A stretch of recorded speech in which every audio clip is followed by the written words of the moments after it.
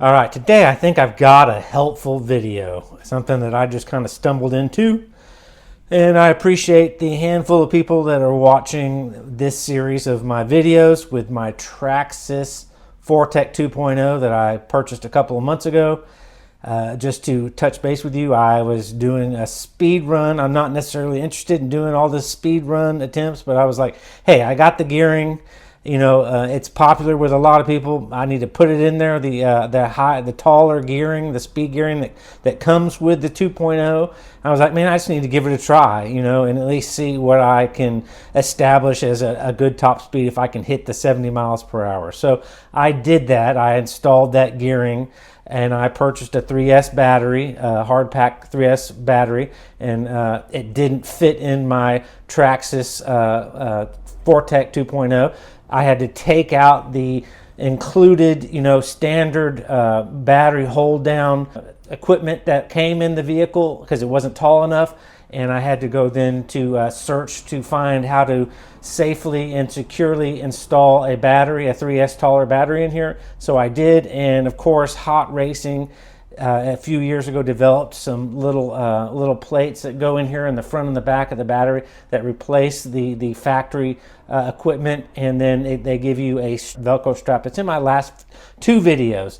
So if you need to do that, I recommend, if you're going to run a bigger battery, then you get this Hot Racing strap down battery hold down little kit that they have. But again, so I crashed my Fortec a few days ago trying to go hit 70 miles per hour. It just, at about 62 miles an hour, it just got squirrely and just darted off to the right, just violently darted off. And I was kind of near a curb, hugging the curb.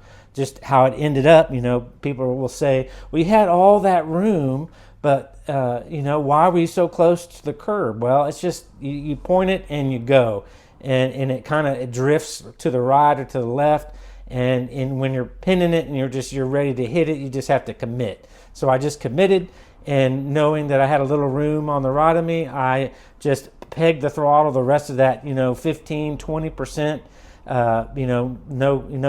No coming back zone, and that's when it gets squirrely. The car is very stable, up to about 75% throttle with a 3S battery and the taller high-speed gearing in it. It's very manageable, but it's that last little percentage, man. When you commit and you hammer that down, and that motor winds up, it just becomes hold on, hang on, and watch what happens. And so, yep, it darted off to the right really fast and smacked the curb and went airborne and flipped in the air and rolled on the ground many times, and it ended up damaging my right side of my car. It messed up my body too, but it broke the tire off, and I might show a little clip of that right here.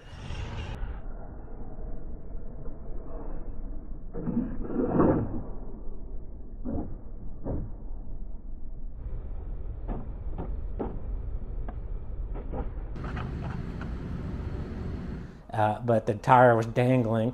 It shredded out this screw. It just blew that screw out. It didn't bend any of my turnbuckles or camber adjustments or anything. Any of the linkage that controls the toe in, toe out, or the any of the adjustments. So those were not bent.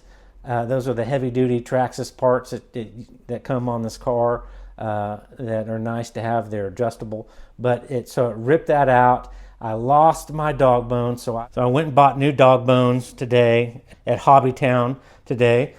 And then when I went in, the salesperson there, it was a younger guy, and he was like, man, I showed him I took this off and took it into him and was like, hey, this is my part. And he goes, yep, I know what that is. It's from a Fortec. And I was like, oh, cool, man. That's pretty impressive. He goes, I got like 5 of them. I'm really big into Fortecs. And so I said, I lost my little bushing right here. There's a little plastic bushing that sits right here, and it looks like this in my hands, this little bushing part right here. It's plastic. And I was like, I really need those, but I'm sure I'm going to have to buy something else to get those. He was like, no, man. He goes, Hot Racing, you want these. These are the little brass bushings that go just like that plastic one. He was like, these are more precision, and they're going to work better. This is what you want. And they were like $8, $7 or $8 for those. So I bought, and it comes with 4 to just do the front. Then if you want to do the rear, you probably got to buy another pack. But I got those, and so I've taken out all the plastic little bushings that came in this vehicle, and my fingers are going to pretty much cover this up. But put those in. Also, too, I wanted to pass along to you, the salesperson also said, man, it would be a good idea for you to get replacement aluminum steering blocks. These things right here. These are the aluminum steering blocks, and this, or the plastic one, but you can replace them with, and they carried Hot Racing, all the really cool black Hot Racing parts for aluminum, but they just happened to be out of these. They showed them in stock, they were out of them, so I couldn't buy them. And that they had the aluminum caster blocks, and he was like, man, I would not go with those. We've had a lot of people having problems with the screw stripping in those. Even though they look cool, I would go ahead and stay with your plastic ones, but it definitely would probably ultimately help to clean up and make tighter tolerances and have a lot better fitment than all these plastic parts. But he said skip that, buy the aluminum steering blocks, but they didn't have them. But also, too, he said you need to consider shimming up your suspension components. And what shimming up means is you go and you buy a little pack of these little washers, that basically your little screws, your little bolts fit through just enough, but they're thin, and you can go in and add those to different places. And so I did. I had them already. I've had them in my toolkit. It's like 30 years old, so I got bolts and screws and all kinds of stuff. But I put a little shim right in between the two plastic parts right here where I'm pointing, and then I also put a little metal shim right here between the steering block and the aluminum or the plastic caster block. So I put one right there, and basically that took out some of the slack, so it didn't wobble around as much and have as much play. And then I also too, and I'll show you pictures of how I did this, I took those little washers and put them on sandpaper because I needed to thin them out a little bit because they were a little bit too thick. So I rubbed them on this sandpaper here and rubbed them back and forth and back and forth and back and forth till I could visually see that they were thinned out. And then I put the little washer on an emery board for your nails. You can get those at salons or beauty supply stores. And then I polished them up so they were scratched up, and then I put them on the emery board, and then I rubbed them back and forth until they polished up on both sides. Thinned them out and polished them up. And so I inserted that right there and one right there, and that took a lot of the play and the wobble out of the aluminum steering block and caster block. And then I put my screws back in. There's a screw that goes in right up on the bottom, and a screw that goes right here on the top, and a screw that goes right in here that holds the caster block in, which rotates this way and helps you set caster. Firms up the suspension so there's not quite nearly as much slop and movement in it as it did before.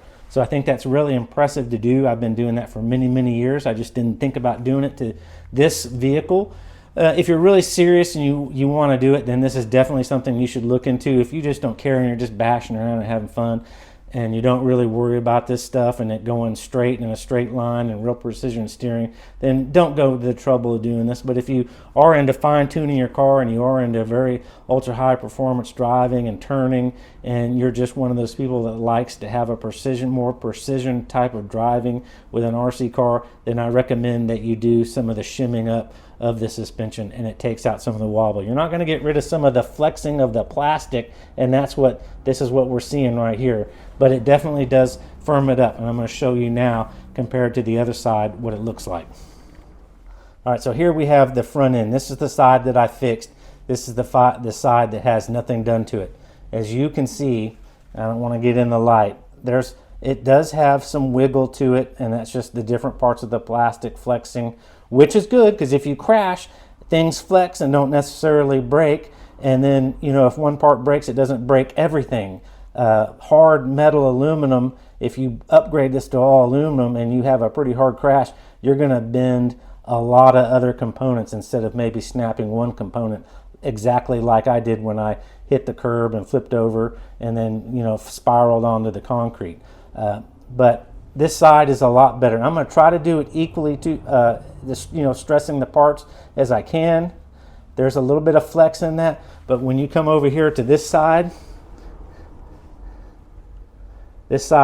definitely has a lot more play and wobble in it. See, when I'm just pulling on the wheel right here,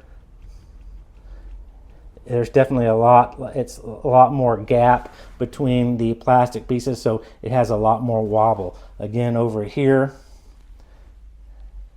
this part is not as wobbly. So it does, adding those little washers does take up some of that slop from back and forth. See, when I take my fingers where the wheel would mount, and then I come over here, I'm trying to hold the vehicle still. You'll just have to take my word for it. There's a little bit more slop over here. So I think this is something that you should look into. Again, just little washers that you can buy from the hobby store, in a little pack of 10 or 15. And then you can go and take out some of the slop in the rear end and the front end at different points or different, you know, spots, and firm up your suspension. You can even do that with the upgraded aluminum parts. And while I was there at the hobby store buying the hot racing little brass bushings for the suspension up here in the front, he also recommended for me to get the aluminum steering blocks. That's this part right here, and right here on that connects to actually directly to the wheel. They were out of them, so I'll have to maybe order those. But they did have the C caster blocks in. That's this component right here. And he was like, I don't recommend you getting those. I see a lot of people coming in. I know a lot of people, me personally having 4 cars, they are having a lot of problems. The screws are stripping out, and they're just not working real well. He said I would totally avoid those. And they were like $25 or $30 just for the one part right here, not including the steering blocks. So like I said, those together for the front end alone are about $60. About $25 just for the aluminum steering blocks, this part right here that holds the tire onto the vehicle and houses the bearings right here and has the dog bone that connects to it. That's what he said, so maybe I will get those just for the front end. They definitely look really cool. I mean, they are very, very appealing. But again, if they don't function, really improve the functionality of the car and the driving, you know, give it better performance, then its looks is just secondary to the actual aspect of the performance advantage. That's how I look at it. But yep, I got everything back together, and I just wanted to bring this portion of this video to you, and I thank you for tuning in. Thanks for watching. Check out more videos as I make them. Have a great day. Bye-bye.